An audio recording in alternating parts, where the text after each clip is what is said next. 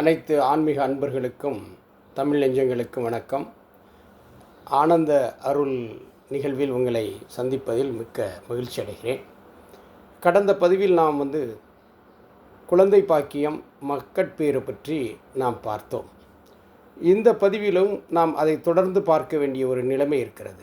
ஏன் என்று சொன்னால், கவியரசு கண்ணதாசன் ஒரு திரைப்படத்தில் ஒரு பாடல் எழுதியிருப்பார். ஏன் பிறந்தாய் மகனே ஏன் பிறந்தாய், இல்லை ஓர் பிள்ளை என்று ஏங்குவோர் பலர் இருக்க இங்கு வந்து ஏன் பிறந்தாய் செல்வ மகனே என்று பாடியிருப்பார். அப்படி பல பேர் குழந்தை செல்வம் இல்லை என்று ஏங்குவதற்காக அந்த பதிவின் நீட்சியாக இன்றும் நாம் பார்க்க இருப்பது, எந்த தலத்தை வணங்கினால் குழந்தை பேறு கிடைக்கும், மக்கட் செல்வம் கிடைக்கும் என்பதை பற்றி தான் நான் பார்க்கின்றோம். நாம் கடந்த பதிவில் அந்த திருவெண்காடு தலத்தில் சென்று நாம் அந்த இறைவனை வணங்கினால் நமக்கு குழந்தை பேறு கிட்டும் என்று நாம் தெரிவித்திருந்தோம். இந்த பதிவில் சிவனைத்தான் வணங்கினால் மட்டும்தான் குழந்தை பேறு கிடைக்குமா என்றால், சிவனுடைய அடியாரை வணங்கினாலும் குழந்தை பேறு கிடைக்கும் என்பதை பற்றித்தான் இந்த பதிவிலே நாம் பார்க்க இருக்கிறோம். அப்போ அந்த அடியார் யார் என்று சொன்னால் அவர்தான் காரைக்கால் அம்மையார்.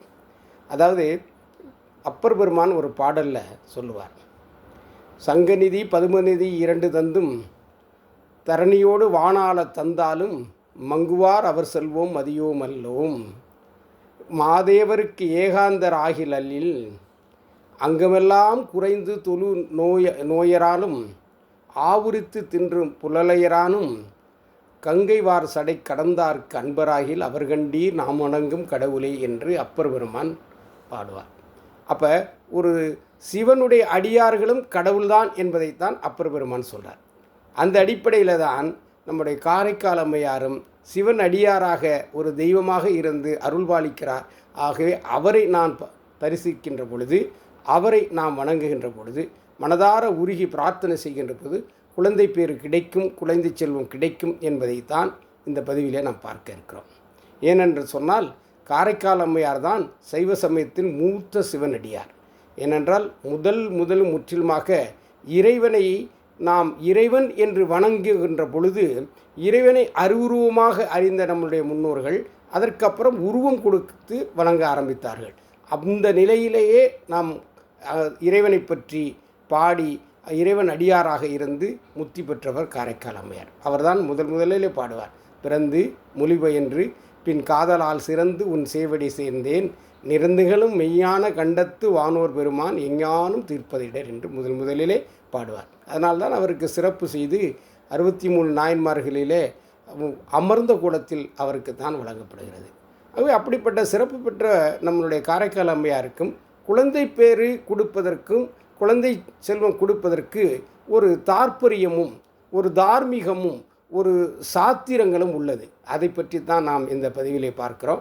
எப்படி என்று சொன்னால், உங்கள் எல்லோருக்கும் தெரியும், காரைக்கால் அம்மையார் ஒரு சிவபக்தையாக இருந்து பின்பு சிவனுடைய அடியாராக மாறி சிவன் திருத்தலத்திலே திருவலங்காட்டிலேயே அவருடைய ஆடலை பெற்று அங்கே முக்தி பெற்று இருக்கிறார். அப்போ அந்த காரைக்கால் அம்மையார் எப்படி ஒரு குழந்தை செல்வத்தை அருளை கொடுக்க முடியும் என்று சொன்னால், யாரால் காரைக்கால் அம்மையார் ஒரு தாய்மை அடைய முடியாமல் போனது என்று சொன்னால், அந்த சிவனுக்கு ஆட்பட்டதின் காரணமாகவே அவர் தாய்மை அடைய முடியாமல் இல்லறத்தை துறந்து, தன்னுடைய அழகை துறந்து, உடலை துறந்து, மேனியை துறந்து, இந்த உலக வாழ்க்கையை துறந்து சிவனடியாராகி பல சிவத்தலங்களை தரிசித்து கடைசியாக அவர் கைலாய மலையில் சென்று சிவனுடைய அருளை பெற்று முக்தி அடைவதற்கு செல்லுகின்ற பொழுதுதான் அங்கே கைலாய மலையிலே காலால் நடக்காமல் கையால் நடந்து செல்லுகின்ற பொழுது, அப்பொழுது எம்பெருமானுடைய இடப்பக்கத்தில் இருக்கக்கூடிய உமையவள் அங்கே வருவது யார் என்று கேட்கின்ற பொழுது, அப்பொழுது சிவபெருமான் சொல்வார், அவர் வந்து கொண்டிருப்பது என்னுடைய அம்மை, என்னுடைய தாய், வருக தாயே வருக அம்மையே என்று வரவேற்பார். ஆகவே அவ்வளவு ஒரு பெரிய சிறப்பை கொடுத்திருக்கிறார் என்றால் அதற்கு ஒரு காரணம் இருக்குது. காரணம் என்னவென்றால், யாரால் அந்த தாய்மை அடைய முடியாமல் போனது என்றால் சிவபெருமானை வணங்கி அடியாராக ஏற்றுக்கொண்டது அதனாலே. ஆகவே அந்த இழந்து போன தாய்மையை கொடுப்பதற்காக தான் சிவபெருமான் நம் காரைக்கால் அம்மையாரை வருக தாயே அம்மையே என்று அழைக்கிறார். ஆகவே அப்படிப்பட்ட ஒரு நம்மளுடைய காரைக்கால் அம்மையார் தான் எப்படி சிவனிடத்திலிருந்து ஒரு தாய்மை பட்டத்தை பெற்றாரோ, எப்படி அந்த அருளை பெற்றாரோ, அந்த அருளை யாரெல்லாம் காரைக்கால் அம்மையாரை மீண்டும் மீண்டும் ஏங்கி அவருடைய மனதார அவரை தரிசித்து குழந்தை பேறு செல்வம் கிடைக்க வேண்டும் என்று கருதினால் நிச்சயமாக காரைக்கால் அம்மையார் சிவனிடத்திற்கு தாயாக இருந்தவர் நமக்கும் தாயாக வாழ்வதற்கு ஒரு பாக்கியத்தை அளிப்பார் என்பது தான் நம்முடைய வரலாற்று சான்று, திருமுறையினுடைய சான்றுகள். ஆகவே அந்த அடிப்படையில் பார்க்கின்ற பொழுது ஏனென்று சொன்னால் காரைக்கால் அம்மையார் மிக அழகாக ஒரு பாடலில் சொல்லுவார், இறைவனே எவ்வுயிரும் தோற்றுவிப்பான் தோற்றி இறைவனே ஈண்டிரக்கம் செய்வான் இறைவனே எந்தா என இறங்கும் எங்கள் மேல் வெந்துயிர் வந்தால் அது மாற்றுவான் அவன் என்று பாடுவார். ஆகவே அந்த தாய்மை அடைய முடியவில்லை என்ற ஏங்குவருக்கு அந்த காரைக்கால் அம்மையார் இறங்கி சிவனிடத்திலே பெற்ற அந்த தாய்மை பட்டத்தை அப்படியே நமக்கு கடத்தி அந்த தாய்மையை கொடுப்பார் என்பது தான் இது உண்மையான ஒரு சம்பவங்கள் நடந்ததின் அடிப்படையில் தான் பல்வேறு நம்முடைய சிவனடியார்கள் உணர்ந்து இதை தெரிவிக்கிறார்கள். ஆகவே அது மட்டுமல்ல, அதாவது ஒருவருக்கு குழந்தை பாக்கியம் கிடைக்காமல் இருப்பதற்கு பல்வேறு காரணங்கள் இருக்கலாம். ஆனால் நாம் விதிப்பயன் கூட என்று சொல்லுகின்ற போது கூட அந்த விதிப்பயனை வினை அவலத்தை அறுக்கக்கூடிய ஒரு அருள் யாரிடம் இருக்கிறது என்று சொன்னால் அது காரைக்கால் அம்மையார்கிட்ட இருக்கிறது. ஆகவே காரைக்கால் அம்மையார் தான் ஒரு பாடலில் அதை பற்றி பாடுவார். சூடும் மதியம் சடையில் உடையார் சுழல்வார் திருநட்டம் ஆடும் அறவும் அறையில் ஆர்த்த அடிகள் அருளாலே காடுமெலிந்து காணல்வாய் எயிற்று காரைக்கார் பெய்தன் பாடல் பத்தும் பாடி ஆடவல்லார் பாவம் நாசமே என்று பாடுவார். ஆகவே ஒரு மனிதருக்கு ஏதோ வினையின் காரணமாகவோ அல்லது வேறு ஒரு சூழ்நிலையின் காரணமாக ஒரு குழந்தை பாக்கியம் இல்லை என்றால் கூட அந்த பாவநாசங்களை அறுத்து அவர்களுக்கு குழந்தை செல்வத்தை கொடுக்கக்கூடிய ஒரு அருள் ஆனந்த அருள் படைத்தவர் தான் நம்முடைய காரைக்கால் அம்மையார். ஆகவே அந்த காரைக்கால் அம்மையாரை நாம் வணங்கி தரிசித்தோம் என்றால் குழந்தை பேறு நிச்சயம் கிடைக்கும். அது எல்லா இடத்திலும் வரலாற்று சான்றுகளாகவும் உண்மை செய்திகளாகவும் நமக்கு கிடைத்திருக்கிறது. அந்த அடிப்படையில் தான் நான் இந்த பதிவை பதிவிடுகிறேன் என்பதை தெரிவித்து, அப்படி என்றால் நாம் காரைக்கால் அம்மையாரை எங்கே சென்று தரிசிக்கலாம் என்று கேட்டால் 3 இடங்களிலே நாம் தரிசிக்க முடியும். ஏனென்றால் காரைக்கால் அம்மையார் பிறந்த காரைக்காலிலே அவருக்கென்ற ஒரு தனிப்பட்ட கோவில், சிறப்பான கோவில் இருக்கிறது. அங்கே ஆண்டுதோறும் பங்குனி மாதத்திலும் ஆனி மாதத்திலும் விழாக்கள் நடக்கின்றன. ஆனி மாதத்திலே அவருக்கு மாங்கனி திருவிழா நடக்கிறது. அப்பொழுது இறைவன் காட்சி கொடுக்கக்கூடிய படலமும் அங்கே மிகச்சிறப்பாக கொண்டாடுகிறார்கள். அந்த விழாவிலே கலந்து கொண்டு மனதுருகி நாம் காரைக்கால் அம்மையாரை நாம் கேட்கக்கூடிய பிள்ளை வரம் கேட்டோம் என்றால் நிச்சயம் கிடைக்கும் என்பது திண்ணம்.